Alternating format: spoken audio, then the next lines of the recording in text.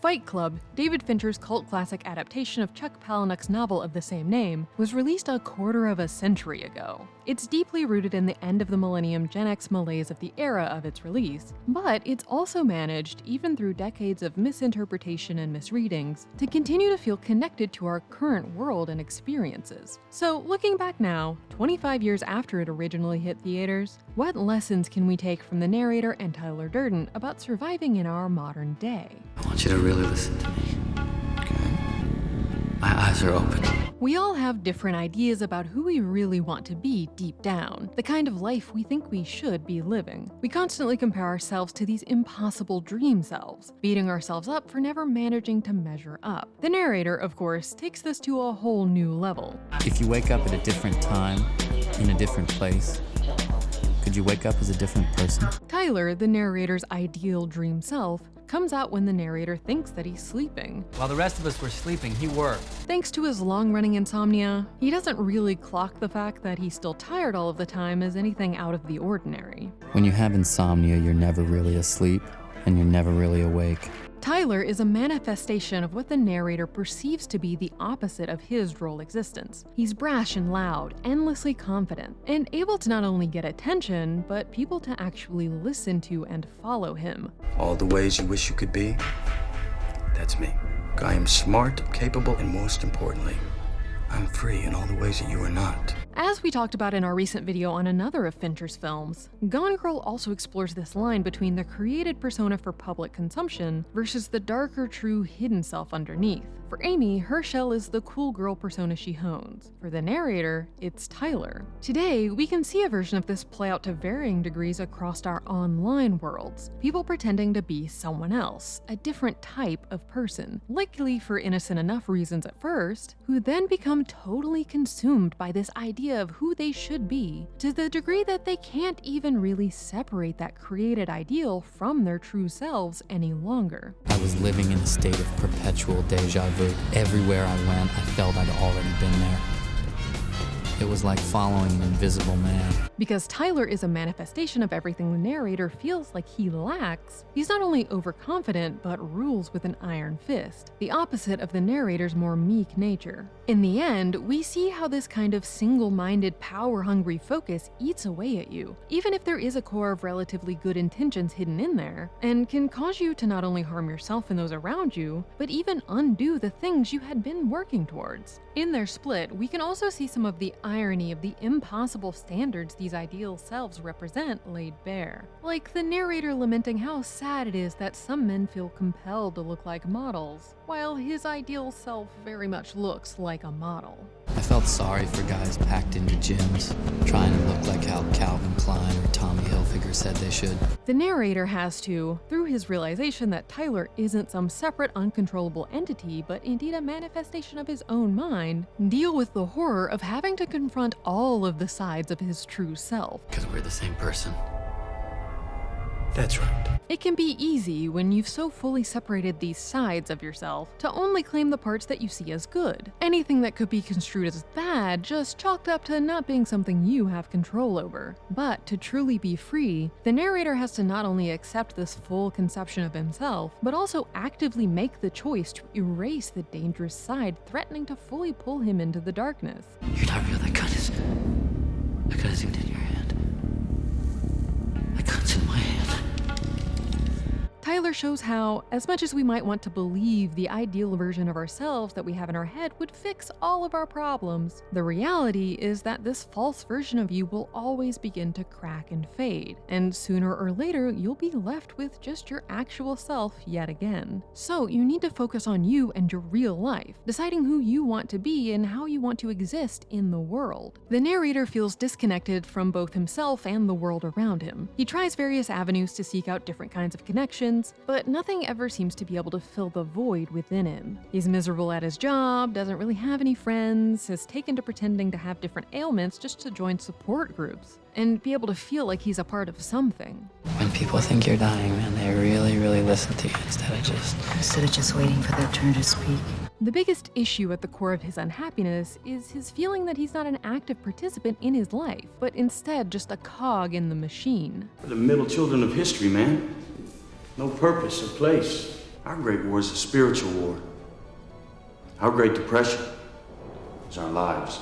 The way this issue plays out has changed slightly over the years. For Gen Xers like the narrator, it was about the tedium and conformity of working a dead-end office job. Nowadays, the corporate structure crushes us in a similar yet slightly different way, with endless layoffs, the expectation that work is the sole purpose of our lives, and general disrespect of employees while telling us we should be thankful to get to rise and grind. But the core issues, feeling disrespected by the place and people you work for, feeling like nothing you're doing amounts to anything that matters, and feeling like you're trapped with an increasingly more limited set of options, have remained pretty much the same. This is your life, and it's ending 1 minute at a time. And so this is why the narrator's desire to reach out for something more, even if it's out there or even dangerous, continues to resonate to some degree. It really hurts.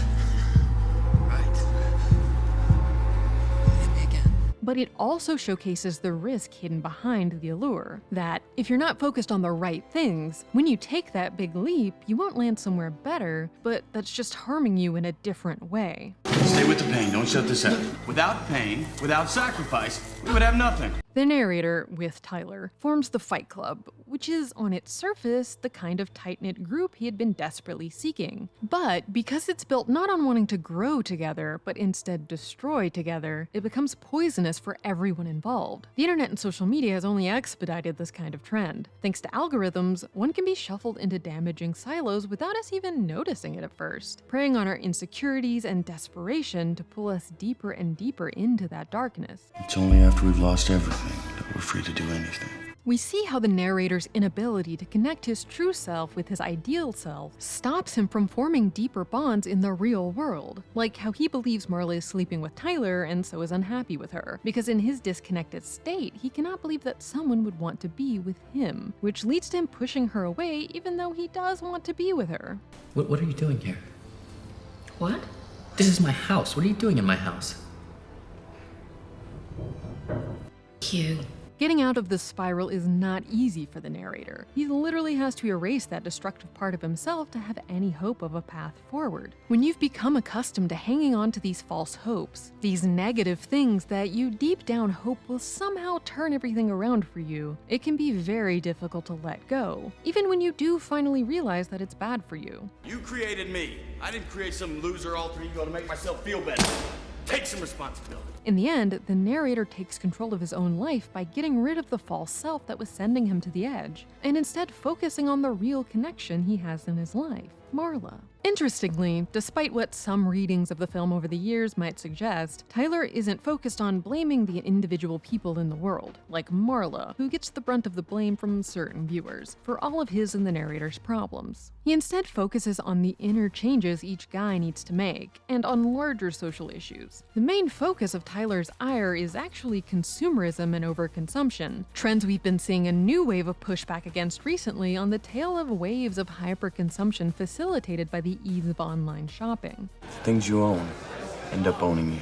For the narrator, it was the seemingly endless options for goods in catalogs and in fancy stores. For us now, it's, well, a literally endless sea of things to buy in our pockets at all times. The narrator fell into the same trap that many do now, trying to fill the void in their life with things. Maybe that new IKEA chair or Stanley Cup will fix your whole life. Probably not, though. We've all been raised on television to believe that one day we'd all be millionaires and movie gods and rock stars, but we won't. But he holds on to those things as a part of him. He chose them for a reason, because he felt they signaled something about who he was or who he wanted to be. And so when that's all taken away, he feels like he has been erased. That condo was my life. I loved every stick of furniture in that place. That was not just a bunch of stuff that got destroyed.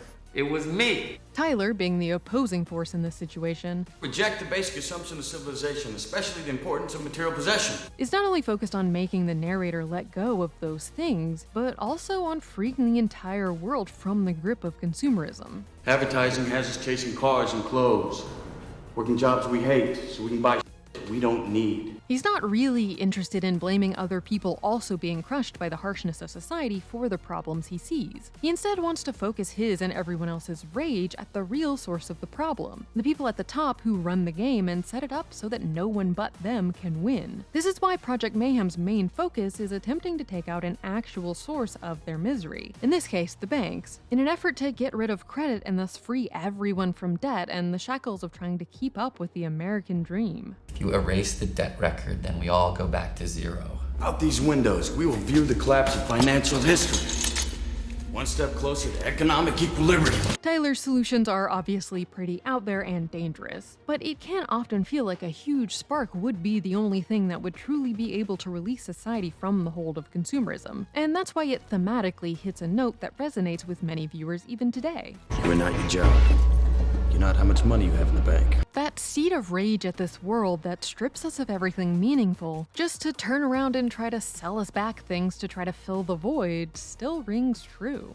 Fight Club has been hit with a lot of weird readings over the past 25 years, often people just deliberately avoiding the entire ending of the film, where the narrator realizes that Tyler is a problem that must be dealt with if he's to have any hope of moving forward or creating a real life for himself. We discussed how those readings misconstrued both Tyler's message and the larger message of the film itself at length in this video if you'd like to check it out. When the fight was over, nothing was solved, but nothing mattered. But odd interpretations of his films seems to be something that Fincher runs into pretty often, where because the central characters in his stories are bad people or make bad choices, some assume that means we're supposed to be totally on their side and agree with everything they do or say. Take people ignoring that Gone Girl's Amy is an anti-hero, not someone to be imitated. Or some people feeling that The Social Network made Mark Zuckerberg relatable. Fincher likes to frame his films around complex, complicated, and often rather unsympathetic characters, because the exercise of digging into the minds of these people to figure out what makes them tick, what drives them to make the choices they do, the little things that make them actually not that different from the rest of us, as much as we'd like to imagine otherwise, is what is so interesting. This is bullshit. I'm not listening to this. You are insane. No, you're insane.